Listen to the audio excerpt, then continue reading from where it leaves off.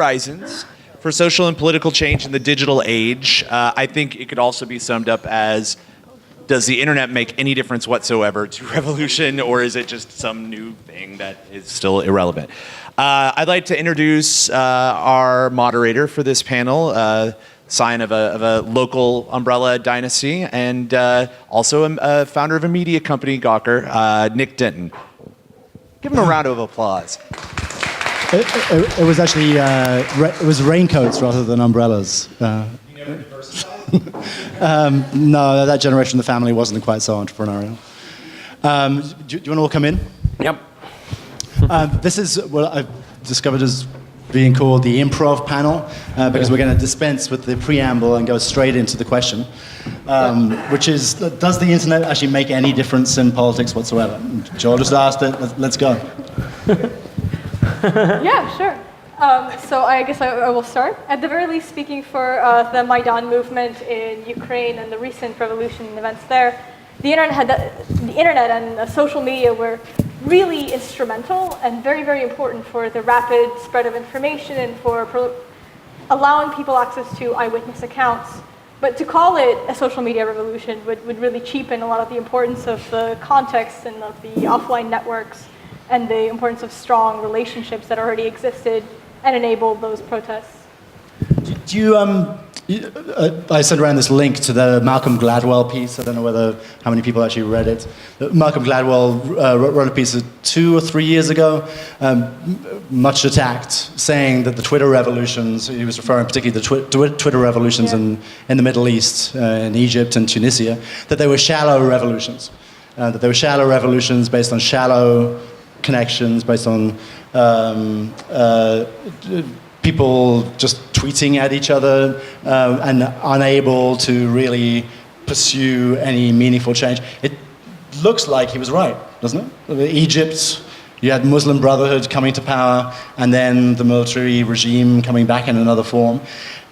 Does Twitter, does Facebook just allow a change it might allow a change of regime? Does it actually ever really change the character of a regime? Does it ever create any lasting change? Well, I would say internet lately is a big disappointment for everybody, and it's in fashion to say like it doesn't change anything. But maybe you could actually argue that what keeps the offline world going and what are the lines of hegemony or division are the class divisions, which are not really working politically right now. We are not organized around some class values to fight for our interests. And instead, perhaps, it's a good idea to create online communities which are organized around some strange common interest and creating strange alliances. And internet is good at this, like creating small communities or movements which are organized around a charismatic authority, which brings us back to some kind of tribal form of action. Give us some examples. What kind of issue are you talking about? I'm totally talking, well, the most visible thing is free software movements or so-called hacktivist movements, which are not activists in the sense of being politically active so much, but we are creating some autonomous spheres, always against some common establishment. So for instance, we have free software and Linux, which is built against evil Microsoft. We have Wikipedia, which was created against Encyclopedia Britannica, right? And I can totally say that this brings a change to the offline world. So there's left, right, and then now there's geek. Do we have any other examples of single issues which have been promoted online? I think, just to connect to this, I won't call them shallow revolutions. I mean, people died in the barricades, so no question about that. They were shallow in a sense that they haven't achieved as much. But for example, in Egypt, there were much more tweets in Arabic from Muslim Brotherhood supporters that were never analyzed. So it's a decision, what we call a Twitter revolution, that's a Twitter revolution. And who decides what is a Twitter revolution?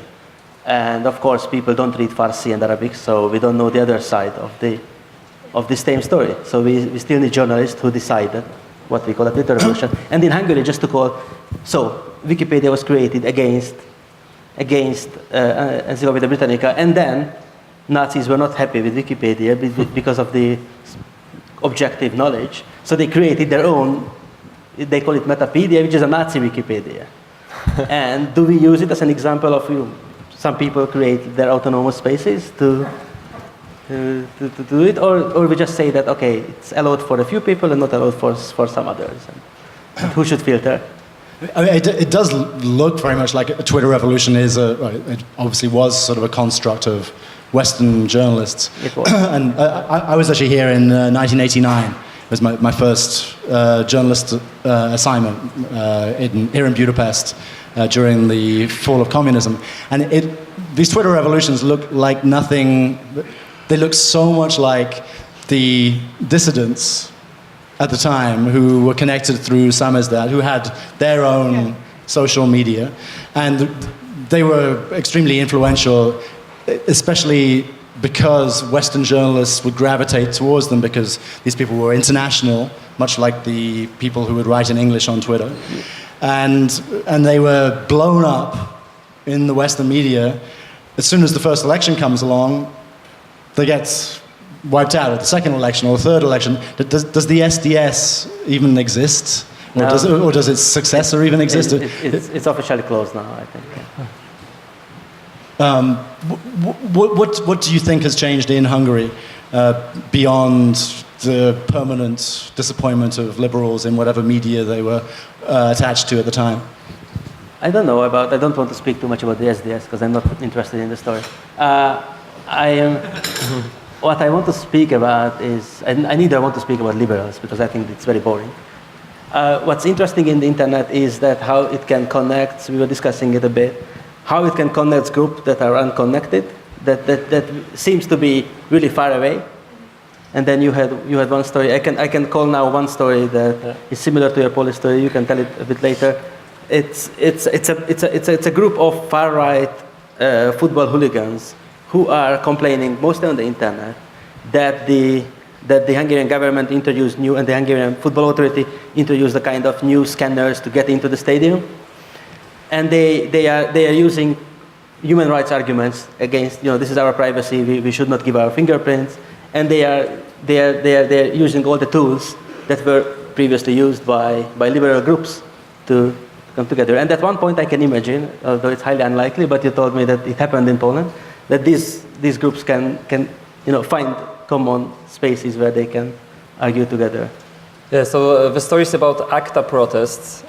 It happened a few years ago. There was prepared this project of big commercial treaty between states and European Union about everything, about agriculture, fishing, and also about the internet and copyrights.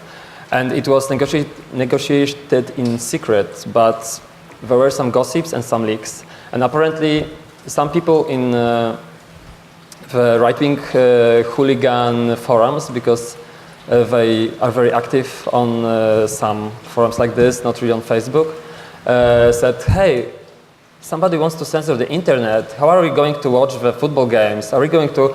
They take everything from us, I don't have money for my phone to pay the bills. And now, they want to take my internet, my last resort of freedom, where I get the pirated movies, where I have access to entertainment, to football and so on. So let's do something we can do, and we often do, like let's make mess in the city. So they went out protesting, and they protested alongside people which they normally detest. Like they noticed, like, oh my God, we are protesting with faggots, like with those people we normally try to beat on the Independence Day riots. So those like Warsaw NGO activists, colorful dressed, and so on. But there was some kind of reasonable discourse there, like, okay, let's go without logos. Let's not really care about this, let's restrain ourselves and protest together. So this actually worked out, although you cannot say it's something you can reproduce as a civil society. Was there any sustained interaction between those groups beyond those protests? Not really. Like the leftists are very ashamed and are always saying like, yeah, we won ACTA, yeah, we won ACTA, right? And the right wings, still hate the left wings. And there's another story about like a bit of online-offline interaction, because there are some fan pages on Facebook saying like no to Islam in Poland. And one guy, very leftist guy from Political Critic, it's a magazine in Poland, started to send a request to police for hate speech for each of them. And they started to police came to the guy who was governing this site, and they took his computer, they took his mobile, and there was a huge outrage. This guy got lots of hate mail from the people, but also some positive comments like, man, you have balls of steel. I don't respect you, but I'm amazed, So there is some strange connection there. I was going to say, just in terms of bridging groups of people that are unlikely to be bridged, especially in the Maidan movement, there's the right sector nationalists group, the pro-Ukrainians who don't want to identify as nationalists. And so there were some connections that people spoke about in my own research of people I interviewed. They were like, well, I generally stay away from the right sector stuff because it's nationalist, it's very bad for what I'm trying to achieve here. But by making like individual connections to these people online, they were able to sort of build some sort of productive relationships with those groups, and they're like, okay, at least we can work on some specific issues and resolve some specific crises together. As well as distinctions between Western and Eastern Ukrainians. So there were some interesting interactions, especially on Facebook. This was the thing that people talked about a lot as the value of Facebook in that movement, which was allowing people to have the conversation and introduce themselves to one another. So people that I spoke to in the East were really happy to be able to have a conversation with somebody from the west of Ukraine and say, hey, there are Ukrainians in Eastern Ukraine.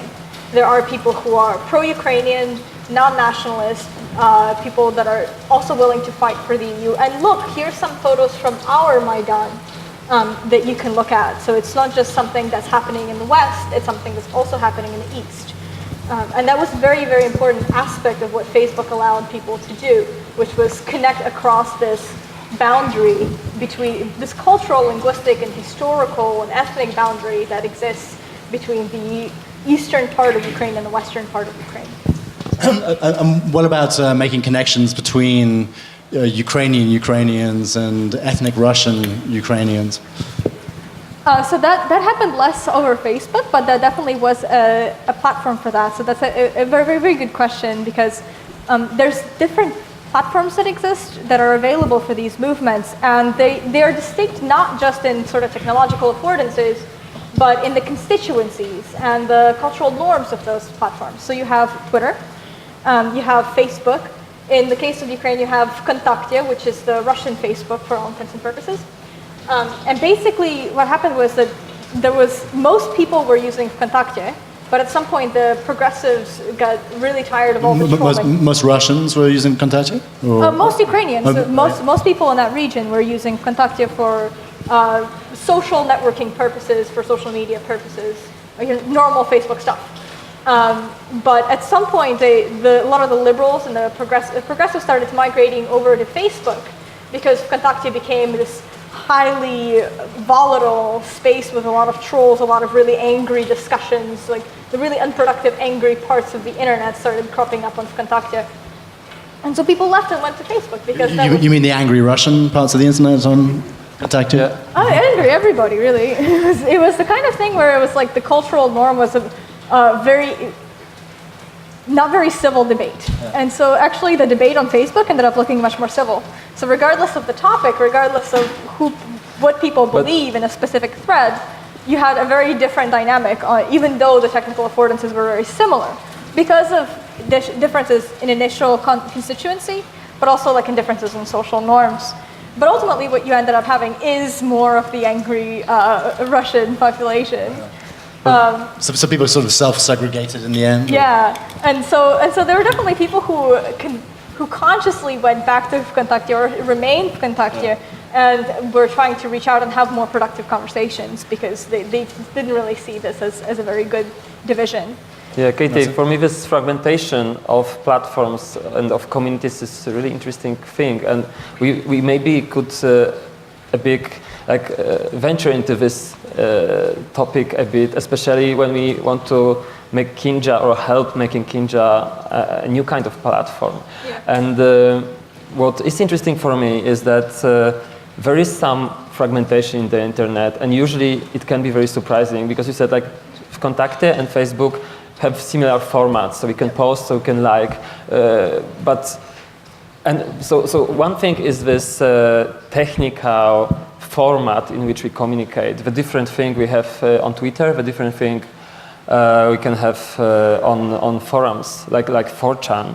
And even what you said about users communicating through cat pictures, I also think it's not really the case of them being only interested in cats. It's just they discovered through some experimentation that a format of a cat with an attached message is a good carrier of a message. It is just populated throughout the net. So discovering new formats lets us to communicate in new ways and create new communities. And this is super interesting. Although, can we go beyond, clicking like? How stupid of my expression is to just be able to like. So even Kinja, you perhaps, I would argue that, and also it's something what you said before about indexing and searching and ranking of our users, because there are all those algorithms which connect people. It's not like I can be connected to some right-wing person. Actually, I have a barrier of this filter bubble. Like the internet itself will not show me people who dislike me. On Twitter, you can easily find people who dislike you, no? Yeah, that's your experience. do you think there's a difference between types of media that exchanges of video-rich exchanges or imagery-rich exchanges are different in character to those of text? Does one provoke polarization more than another, or does another have more potential? You mentioned cat pictures as being good carriers. What you mean good carriers of messages across social divides? What medium carries with it what characteristic? It's hard to say, actually. I don't have a scientific opinion about this. I would say we have short attention spans, and this kind of media try to go into this market.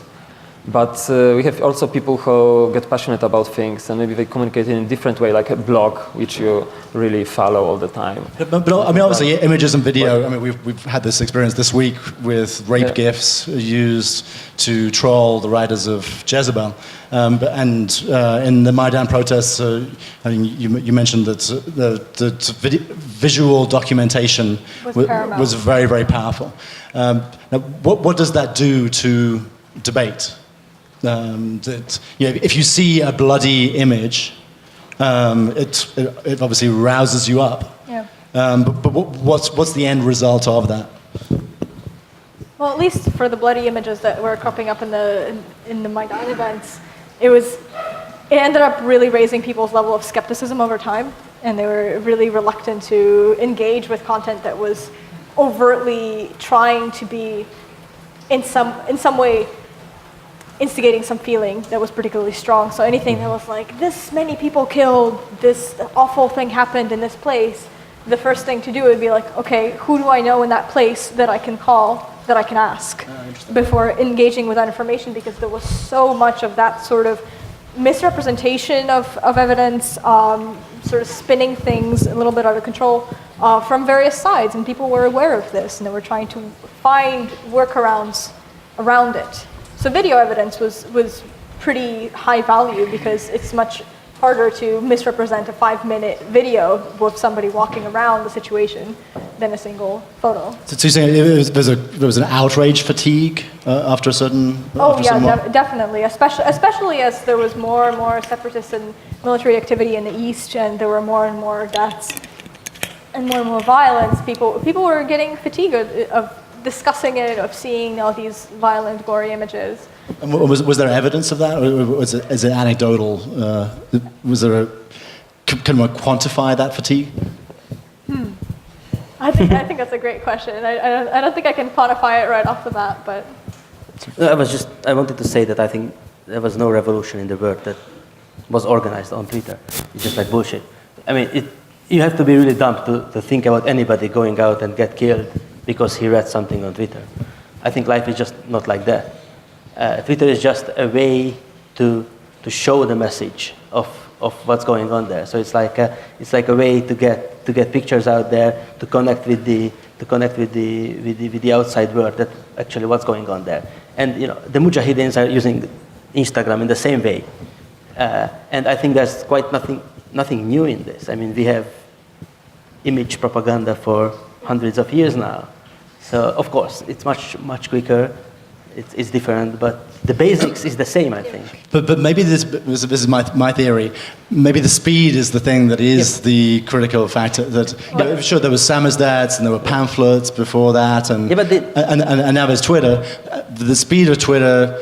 Could it be that the speed of Twitter makes for premature revolutions? That the revolutions happen too soon, but before the agenda is ready, before the organization is present on the ground, and so you have a situation in Egypt where you have a revolution, and they're clearly not ready to take power. They don't have the infrastructure or the people or the plan in place to actually to take and then to retain power. But people had that. And after they stormed the Bastille, I don't think.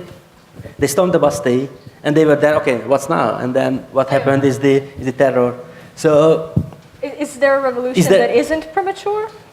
I mean, that's the basic thing of revolution. No? You could say the American Revolution was, there was some time, there was some intellectual foundation to it, and it was a lasting revolution. Possibly, if you feel strongly enough that you'll cut off the heads of the people in power, then you can have a quick revolution. If you kill them all, if you're prepared to kill them all, then maybe you can have a quick revolution that works. If you're not prepared to kill them all, then you better do a slower, more methodical, more organized kind of revolution. I would like to get back to the place we started. You said that you don't like talking about beheadings. Okay, there was this thesis about strong ties in the offline world and then the shallow ties in the online world. And an obvious question which comes to mind is: can we have these strong ties in the online world? What constitutes these strong ties? Is it human contact? Is it the voice and image, which you actually get in the online world? Like you can Skype, some people have relationships over the network, right? Yeah, I think it's the weakest part of Gladwell's argument because it's. I think the evidence of people in this room is that out of weak internet ties, you can actually have quite strong but interpersonal my point relationships. is here that maybe it's about history. That with the strong ties, what you have in common is common history. Growing up, going to the same school, going to same work, and so on. And perhaps it's the speed, like the time factor of the internet, that everything is changing very fast, and attention spans are slow, and there's not much commitment, is to be faulted for this.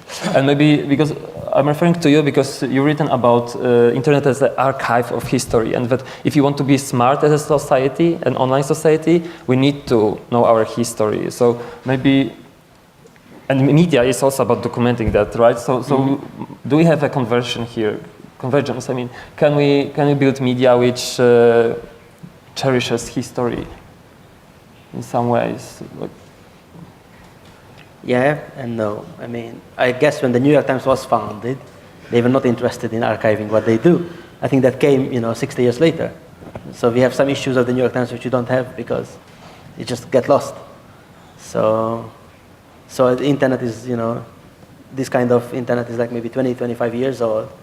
So maybe people just start thinking of that maybe 5 years ago, that how to I mean, if you now speak about the physical archive of the stuff that's up there. I mean, how long after Gutenberg? Yes.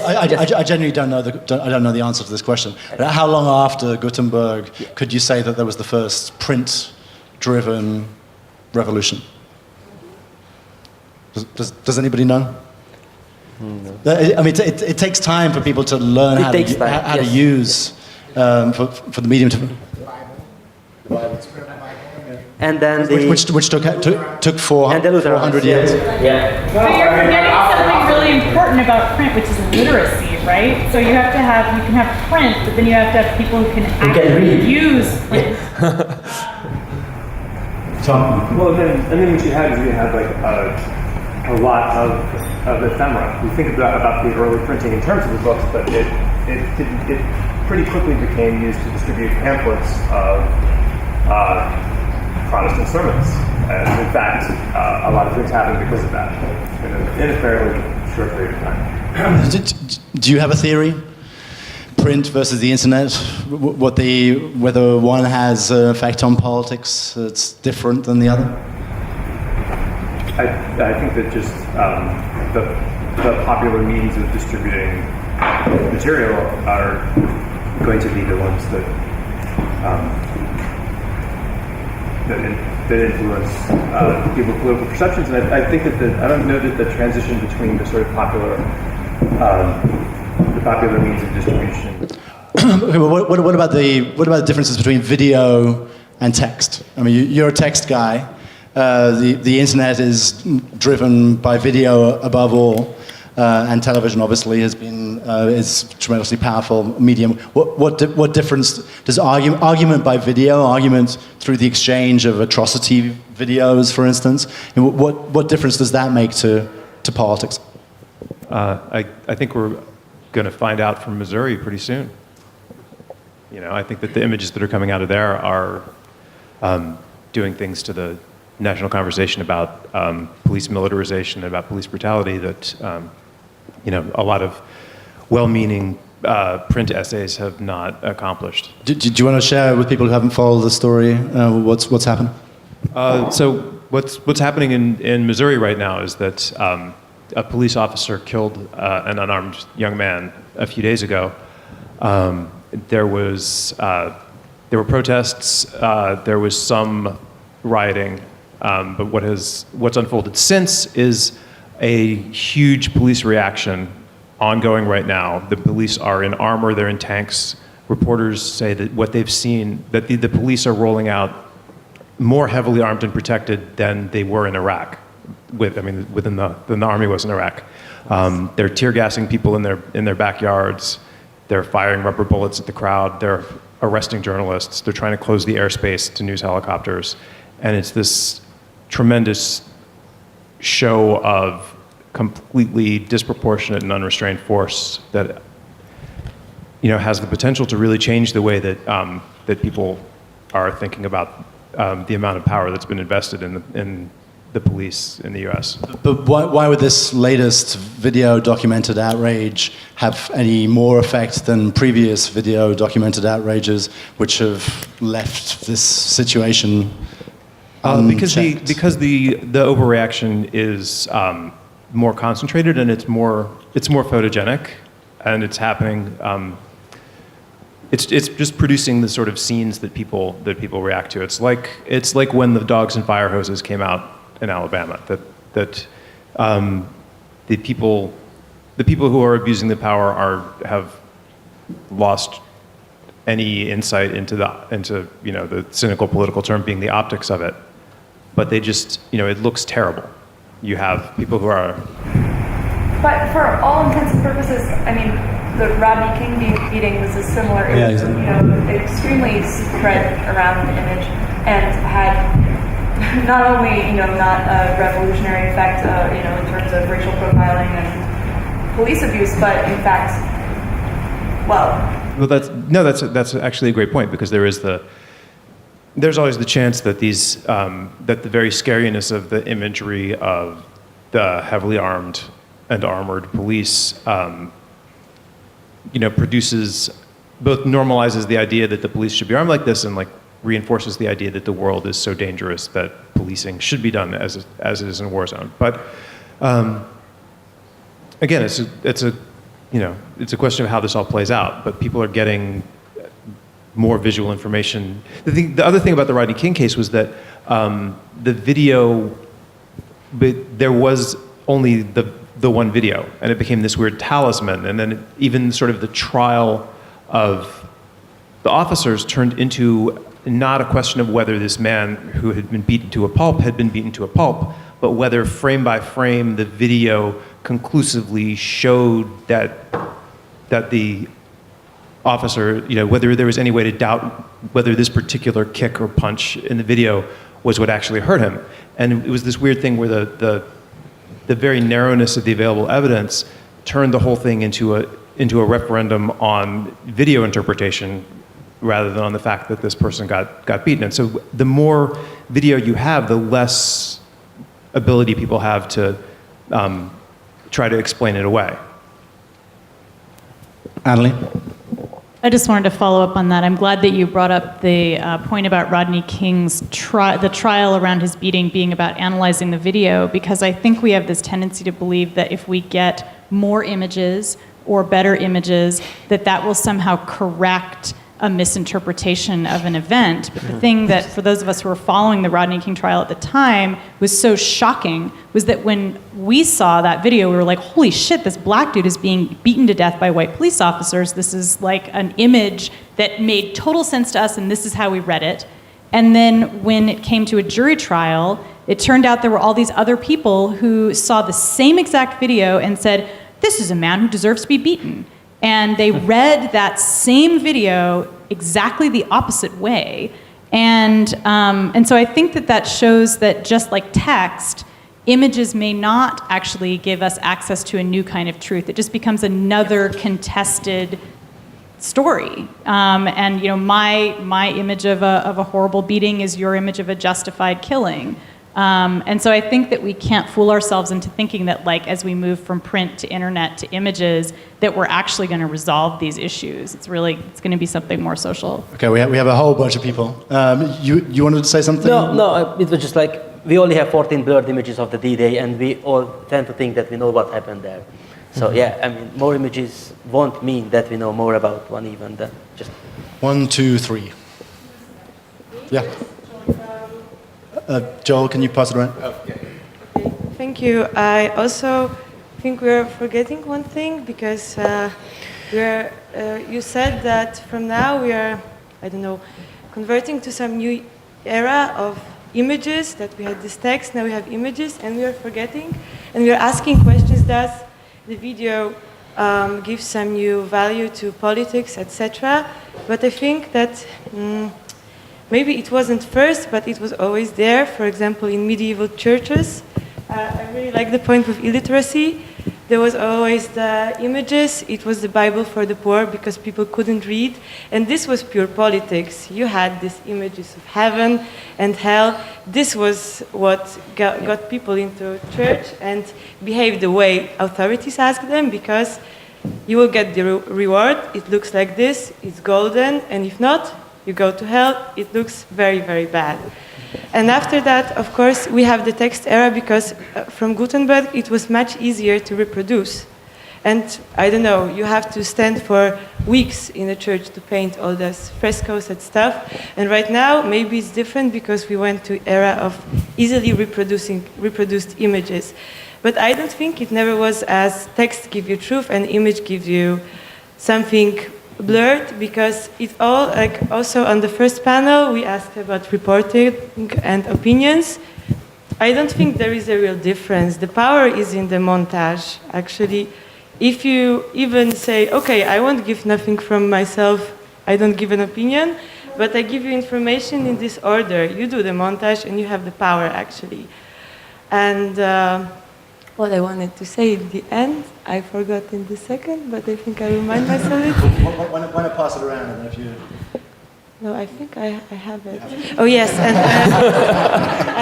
I also wanted to remind that traditionally the text, in the ancient philosophy, the text was the liar, because even Plato said that if you have a text, it's dead. You read that and you can understand it in any way you can. What gives you truth is a real person that can talk and then can justify their statement.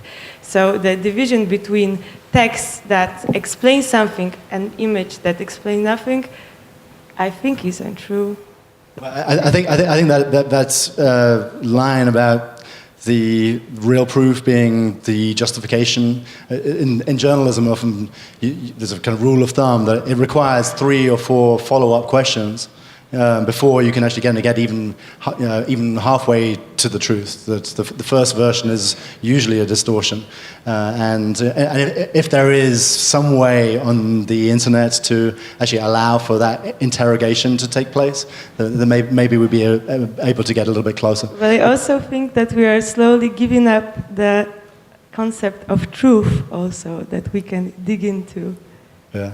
Well, let's talk about it then in a second. Julie. I think this is an interesting time to be having this discussion, like especially this week and last week, because I mean, if you noticed on Gawker, actually, there's been a lot of stories about the trending Twitter tag. If I was gunned down, it's basically like, what photo will they show of you? I think it's we're in an age where it's this easily accessible media makes it so you can kind of easily distort the media with certain pictures you show. So like you could show a picture of a kid in a like a graduation cap graduating from school, or you can show them with their friends partying like that weekend. It's a completely different story. You had something. Right. So Ethan Zuckerman of MIT asked, what's the difference between attracting 10,000 people to the street with a Twitter message or by Facebook, like a flash mob, versus using a more traditional media, like let's say C-cassettes passed hand to hand, like in the Iranian revolution.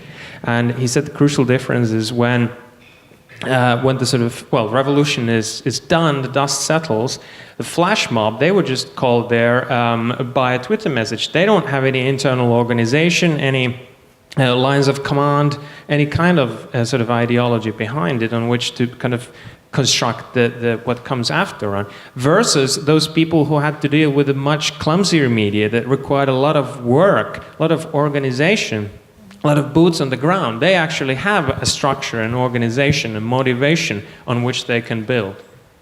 I thought that was well said of him. Well, getting back to the point of content types, I very much agree with what Annalie said, where I believe that video can be misconstrued and shown in different lights just as much as text is. I think that one of the bigger issues we have in modern times, or I guess it's a double-edged sword here, because we have so much content and anybody can put their point of view out there and anything can be reaffirmed.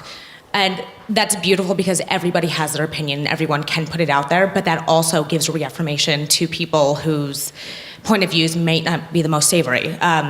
For example, I think that that's one of the reasons we have such extreme political polarization in the United States, is because if you have a certain view, you don't have to expose yourself to other views. You can go back to the same source that says, no, you're right.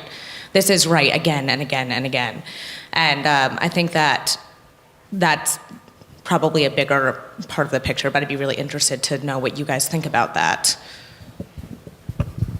I mean, it certainly seems that the political process has become, the traditional political process has become more and more dysfunctional as we've been saturated by these images and video that it's as if our immune systems are being kind of constantly under attack, and we're overstimulated. You know, there's too much outrageous imagery, too much stuff that gets us all worked up, and it's not so.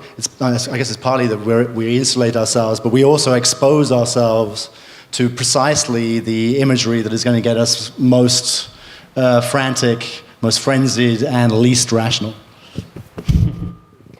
Well, I think you can harness this movement offline as well. And there are these kind of organizations created in this so-called open methodology. One of them is Move On in States. Also there's Compact in Germany, or 38 Degrees. And they are basically political organizations organized around campaigns. So they are a little bit like Avaz, you probably know them, but they are also offline. They have like... What was that last one? Avaz. Do you know? Okay, that's maybe it's my filter bubble. Okay, these are like online petitions about particular things, like stop police aggression in Ferguson right now. So what they do is they try to react quickly. They try to fight for things which can be won, not like fighting for gay rights in Poland, for instance, because it takes an NGO and 20 years. Like, this must be things which can be settled fast. And then they try to build on this tension, on this trending topics in social media to make people interested and then to engage them more and also engage them in offline world, because they have like hundreds of meetings offline and some events. So perhaps in time when we really doubt that we have some political influence, because actually we can, we can be hateful on the internet, we can flame, we can troll and so on, but what does it mean in the end in the Congress, right? Like this might be a cool idea to check out, and actually in Poland we are also thinking about starting a platform like this. Can you see any way that one can move, like you've given some very good examples of both in Ukraine and in Poland, of how on small or larger issues, but on a single issue, people can come together across divides. Can you think of any way that a larger agenda could be put together that would, a larger agenda maybe even capable of sustaining a political party or sustaining some real political change? Can you imagine circumstances in which that would be possible? Anyone? No. Well, I think we're talking about a bunch of different things here, and we're talking about at least 3 different things in the last minute. Please clarify. We're talking about persuasion and about getting people on board, getting people involved, getting people to connect with each other and make connections that wouldn't otherwise be possible, and the role of the internet in that. Then we're talking about truth and verification and trying to figure out whether a video is true, or a picture is true, or if a text is full of lies. And I think it's important to remember that the magic of the internet is that you can, besides looking at a video and interpreting it, you can also find a person in the city where that video was taken, find several people, message them on Facebook and say, hey, what's up with that? This is sometimes acceptable, sometimes not. It really depends on the social norms and the technological affordances of a medium, but that's sort of a really big power in the verification space that touches on the connection. But then we're talking about, like, how do we take these connections that can be used for verification, that can be used for building truth, and how do we use that to create some sort of discussion, some sort of sustained conversation, or something like an artifact in the end? And ultimately, then we're moving past these sort of spurious connections and into, okay, how do we build hierarchies? How do we build the kind of hierarchies, as you said, that have predated the internet, that is how revolutions used to happen, that are less shallow and less strong? And then it's like, well, yes, the offline world is a really big deal. Like, very few people live their entire lives on the internet. The offline part is enormously important. So of course, a lot of these hierarchies are going to actually take place in the offline world. But a lot of that could potentially be seen as a win of the internet, of bridging people in the first place. For example, when we talk about failure or success of social media and revolutions, picture a person who has gone online, gone on Facebook, found some articles, printed them out, gone to a protest, handed them to people, who handed them to their grandmother. This is in no way quantifiable. This is in no way observable online. It is in every way a success of social media, and it is in every way something that we should talk about and remember when we talk about these things, when we talk about the Twitter revolution, because it's not just Twitter by any means. Can I connect to this and provoke a bit? Because I found it a bit strange and obscure that 4 upper middle class white people are complaining about lack of political influence. So two-thirds of the world's population is not connected to the internet. And the spread of the internet connection, I mean, is slowing down because it's simply, not profitable to connect the rest of the world. So what we just speaking about in the last hour, it's all about the software side. It's all about shiny apps and Google and Twitter, and we should see the very physical infrastructure of. I mean, just speaking about the software side is like speaking about, I don't know, the Industrial Revolution without the railway. So it's like I think in order to have the full potential of the internet, we should connect as many people as possible. And for that, we should question the hegemony of companies like Comcast and AT&T, because without the physical infrastructure, it will never happen. But you don't need everybody online in order to do something. You need communities online. Back when we were talking about literacy and about the Gutenberg press and about print media, then we're like, it's not necessary for 100% people to have access to a book and be able to read it, but what's important is that in a family, in a community, there is at least one broker of information. And that's the really important part of offline networks for online communities. Like if one person is on that Twitter account, that is important. That's enough. But if you have entire communities that are not served by infrastructure, that's a really, really big problem. Actually, that's a great point. It's being solved, actually. And you find such examples. Okay, it is Western world. But for instance, parts of Spain were not connected, like rural parts didn't get connection, and they created a peer-to-peer so-called mesh net. It's called GoofyNet, and it's based on people putting routers on their rooftops and connected to one another. Also in Athens, in Greece, there is a similar project going on.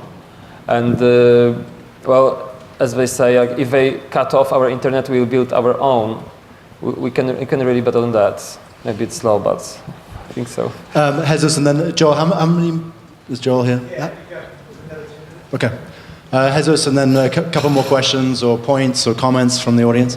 So, I propose the Spain thing that he just said. I want to ask you, you think there is a diminished influence of the internet depending on the level of, the economical level of a society?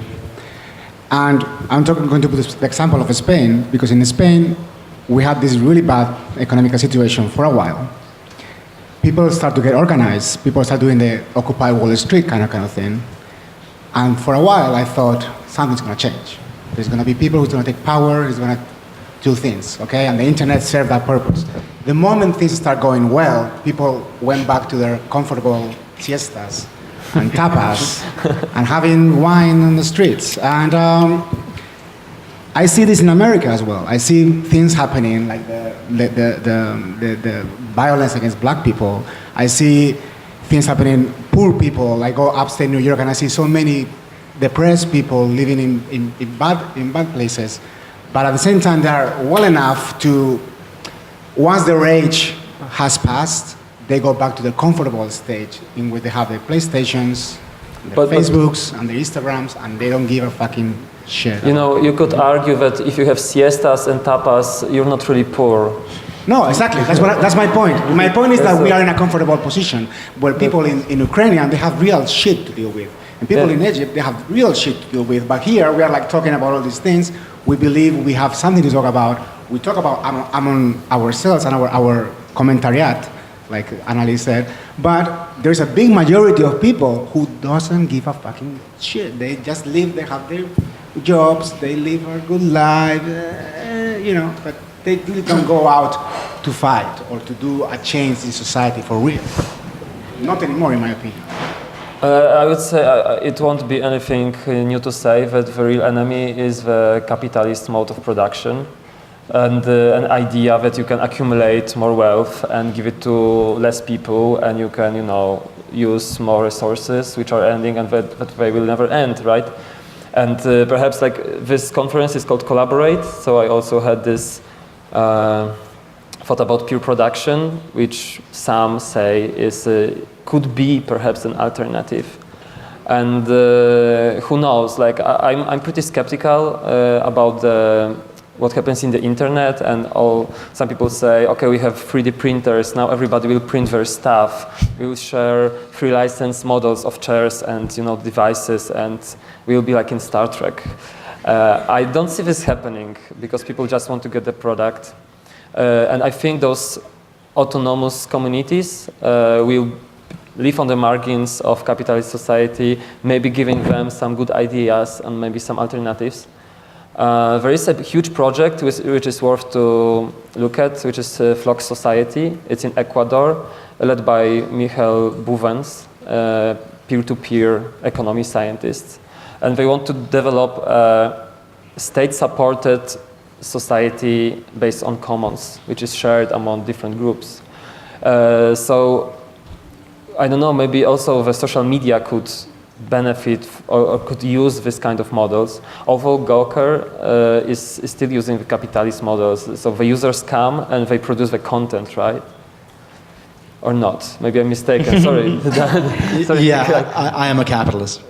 Yeah, it shouldn't be. I know. I don't want to say it's all bad, but it's basically the idea of Web 2.0, that the users, the consumers, will actually come with the content and share it. And we will just give them space to do so and then profit. Yeah. So this is kind of exploitation, a very subtle one.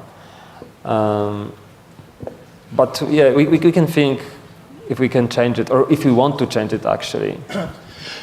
We have to wrap up, but before... Could you ask the speakers to introduce themselves? Best panel all spring, but I don't know who I'm listening to. 15 minutes left, so there's still more time. We have 15 minutes left? 8 minutes left. Okay.